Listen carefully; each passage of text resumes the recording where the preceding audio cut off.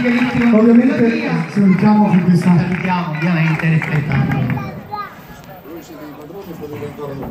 Grazie, grazie.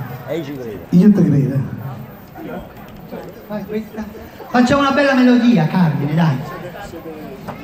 Grazie. Mi state divertendo? Ah, ok, dai allora, dai.